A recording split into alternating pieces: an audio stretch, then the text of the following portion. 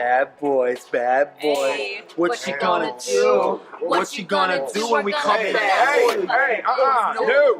No! This is Brian with ScreenFiles.com in review. I'm looking at today is 2020's Bad Boys for Life, directed by Adil and Bilall, whose names are actually Adil El Arbi and Bilall Fallah. And this movie had me missing Michael Bay because this is not a good movie. In fact, it's a pretty bad movie. If you've seen the trailers for this movie, it very much mimics Michael Bay's style. For the most part, that's true. Lots of wide shots, very sharp focus. It looks somewhat like a Michael Bay movie, except that these two directors are not as competent as Michael Bay is. And say what you will about Michael Bay's movies. They're loud, they're obnoxious, there's no character development, they're badly written. Those things are true. But you can also say that Michael Bay's movies are well shot, expertly choreographed, and great to look at. He has a great visual sense, though unfortunately he doesn't seem to care about character development, not much about plot, or anything that makes a movie memorable. Though, as I said, he shot great-looking movies. And this movie, at moments, looks really good. At other times, it looks silly and cheap. And keep in mind something. This movie cost $90 million, which by Hollywood standards is perhaps not a lot of money. But for $90 million, I don't want to see badly ADR'd scenes, dubbing. There's a scene in this movie where a baby is crying, but its mouth doesn't move. Now, keep in mind, this is not a psychic baby. This is a regular baby, yet its mouth doesn't move. It's the weirdest, sloppiest thing. There's another scene later in the third act where this helicopter crashes into this, I want to say like an arboreum, or a church, some odd space. I don't even know what the building actually is. And there's sparks flying from this explosion of this helicopter. Now, I've never seen a helicopter crash, though I get the feeling when that happens, they don't go up in a massive ball of flame, but that's neither here nor there. As I said, I don't know what a helicopter crash actually looks like. I get the feeling it's not this, but in any case, I don't know, so I can't necessarily dispute their interpretation of it.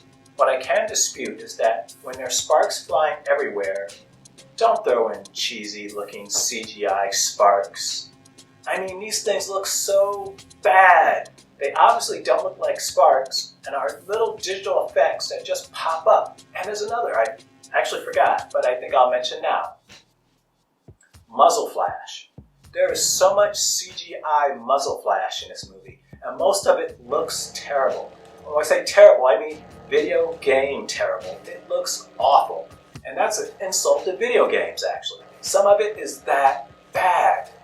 And so, as I said, this movie, for $90 million, on the broad strokes, looks pretty good. Though, in the little points, like I just cited, it looks awful. And this is weird.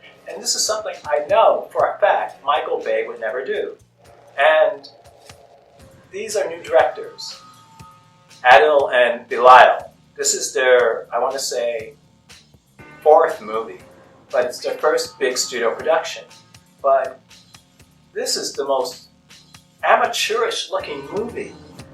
It has moments that it really works, and I want to say that Martin Lawrence is probably the best thing in this movie. Will Smith is fine. Will Smith is Will Smith, but he's, I wouldn't say overused, but he plays a typical courageous, foolhardy type of character. Martin Lawrence is hilarious. Martin Lawrence saves this movie. This movie is awful. It's badly written. Remember, I commented earlier about how Michael Bay doesn't know how to do characterization. These guys apparently don't either, because there are no characters in this movie. There are outlines of characters. And they're attractive outlines in some instances, to be sure, but they're still outlines of characters. There are no people in this movie, which is why Martin Lawrence is such an interesting character. he at least has a sort of an arc. And it's an interesting one. He's funnier, a bit chubbier, I might add as well, than I've ever seen him in these movies. He's just great. He makes this movie worth watching. So if you have not seen Bad Boys for Life, and I'm so sorry for anyone who's had to pay to see this in theaters before coronavirus, because this is a terrible movie. This is just a not good movie. It's worth seeing though. If it were on cable, or you can rent it for a few bucks, do so. It's entertaining, mainly because of Martin Lawrence, and it's interesting to see how these two directors mimic Michael Bay's style. But other than that, don't bother. This movie is the worst thing I've seen in months. See, I'm very torn, though, as you can probably tell. If you want to see a good action movie revolving around two cops, rent Nighthawks, Sylvester Stallone and Billy D. Williams. Great movie, not terribly comedic though. If you're interested in something a bit more comedic, try the first Lethal Weapon. It's the same type of formula, though better done, technically speaking.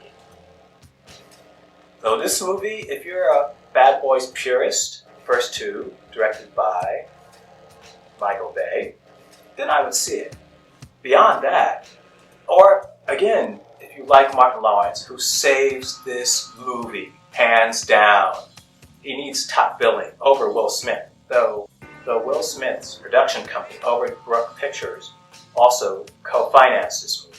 It still would be great if Martin Lawrence had top billing above Will Smith, because he saves this movie and is the only thing in it of any interest.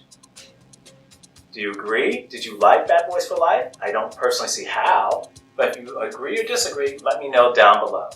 Peace.